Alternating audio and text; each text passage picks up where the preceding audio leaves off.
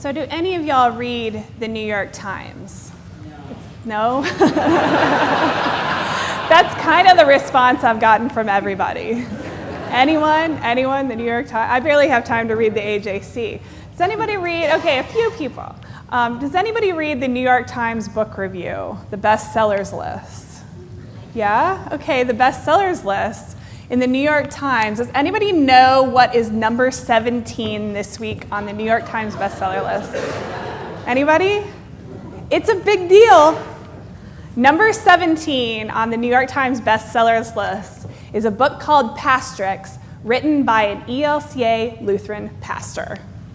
Number 17, it's on the column where you can actually see what they are. You don't have to go online to get the rest of them. You can actually see it.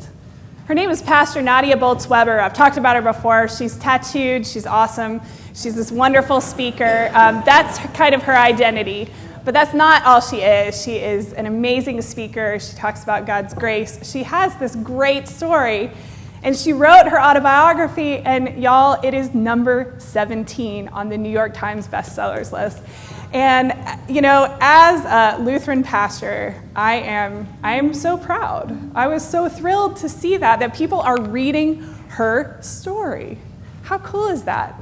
I'm one of the ones that bought the book, so I'm one of the ones that helped put her on the bestsellers list. And that's fine, and I recommend to you the book. It's great if you can deal with some language, and I hate to break it to you, but sometimes pastors use some language, and she does, but it's a great story of what God has done in her life, and tons of people are reading it. So when I read it, in this story, she talks about her call, of course, and her call to ministry, and she's talking about how she was raised in a pretty conservative Christian church, and that it was the kind of church that when you reach the age of 12, kind of confirmation age in our church, when you reach the age of 12, women can't teach you anymore. And she said, you know, because my Sunday school teachers up till then, now they have nothing to say to me because I turned 12. That's kind of the deal. Women couldn't have authority or anything like that in her church that she grew up in.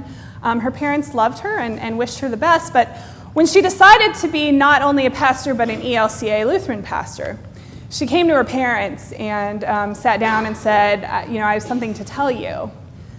I think that God is calling me to go to seminary to be a Lutheran pastor.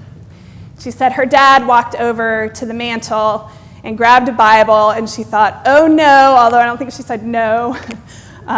He grabbed the Bible, and he opened it up, and she thought, now I'm really going to get it. And instead, what he did, he turned in the Bible to the story of Esther.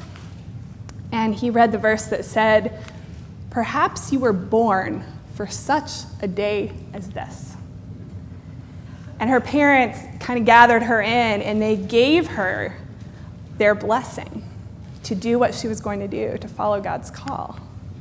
Her parents from this other church, and they're still in that church, they gave her their blessing to continue with what God called her to do. That blessing was so powerful for her. She said, after that blessing, I could do whatever I needed to do. If I had the blessing of my parents, that's how important it was to her. I also had parents who were a blessing to me. The first time I preached for real, not when I was a kid, when I came home from seminary and I was doing the service, and we had 3 services right in a row, so you barely had time to get a sip of water in between. Somebody asked my dad, who was there the whole time, all 3 services, sat in the back. They said, well, how was it? How's she doing? And he said, I don't know, because I've been crying the whole time. I got my parents' blessing, and not everyone has that. But when you have it, when you have that blessing, it can carry you throughout your whole life to do what God has called you to do. When you have the blessing to continue on that path, it's so important. Some of us would do anything for that blessing.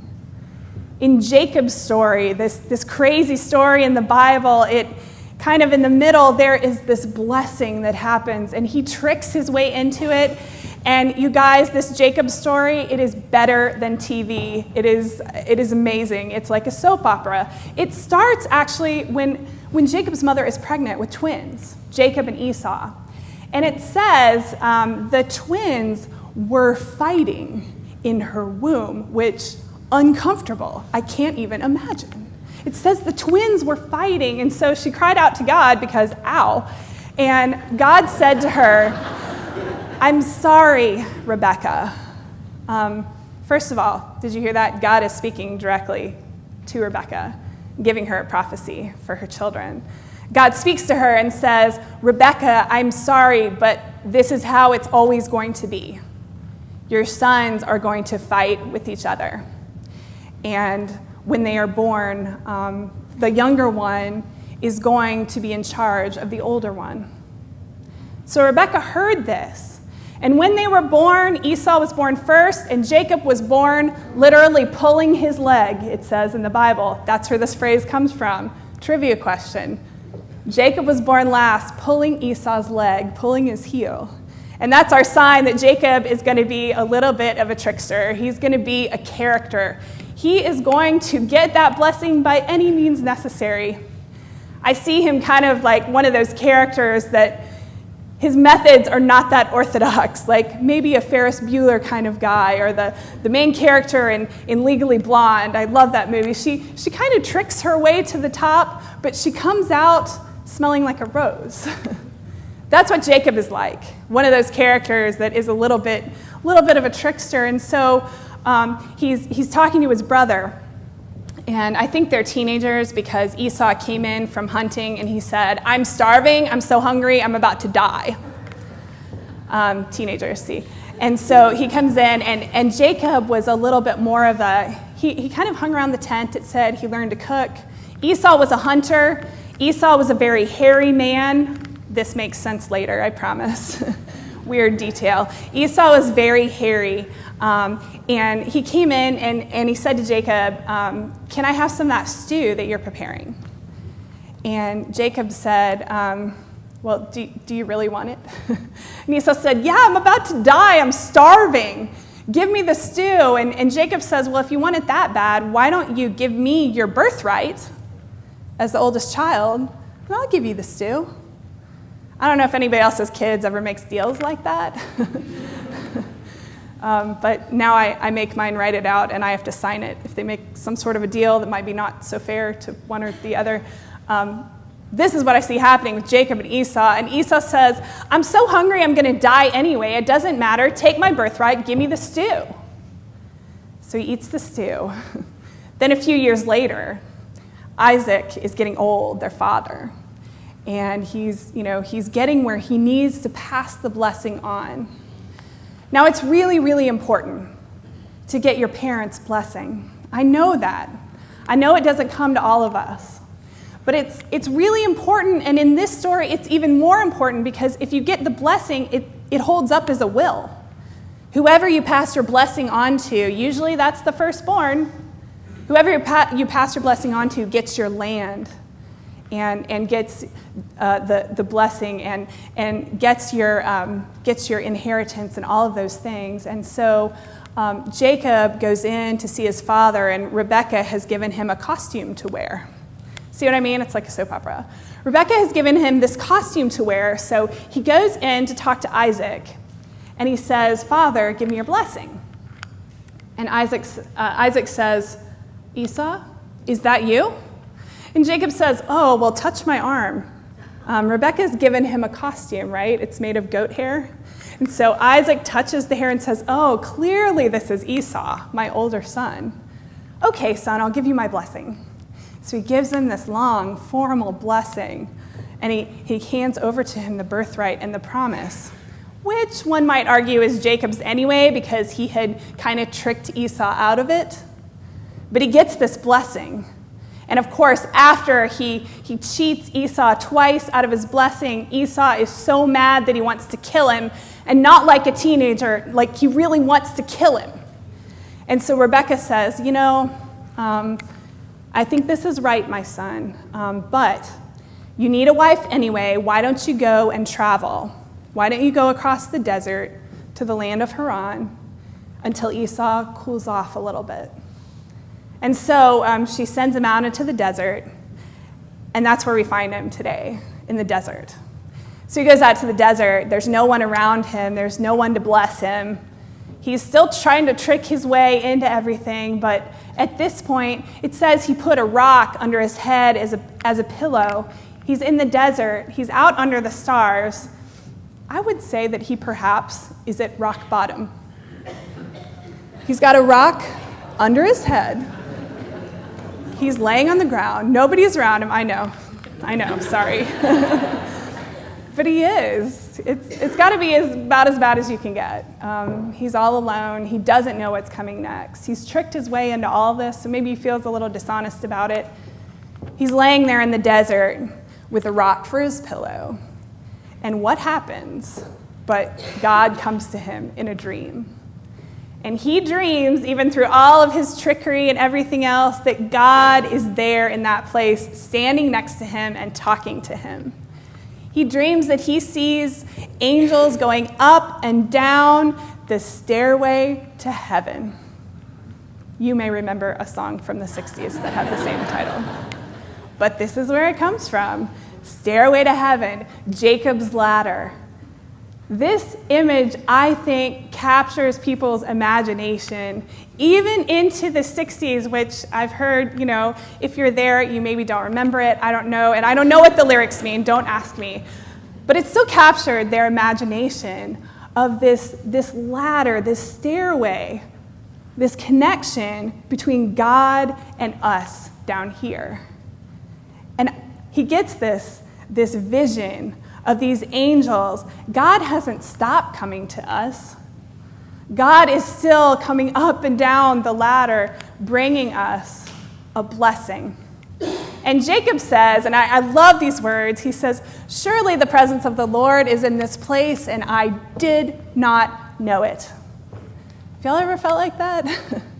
I had no idea that God was going to show up in this place at rock bottom, where God often shows up. I had another blessing after my dad had died. I was living in Colorado as an intern, and I wasn't quite at rock bottom, but I'm just going to call it a rocky year, and y'all are just going to have to excuse me for all that. But it was hard. It was a hard year. I was 24. I was the first woman in ministry. It was rough. And they received me not with welcome, but with suspicion. And that's tough when you're a baby pastor, to get received with suspicion instead of welcome and teaching, and it was hard. And every week I went to a text study where you talk about the text for the coming week. And a lot of the people in this text study were Missouri Synod pastors. And they don't allow women in Missouri Synod, and I was a little apprehensive, but I stuck it out for the whole year. And then at the end of the year, they said to me, you have some good things to say. They're a little shocked. But then what they did before I left was that they blessed me.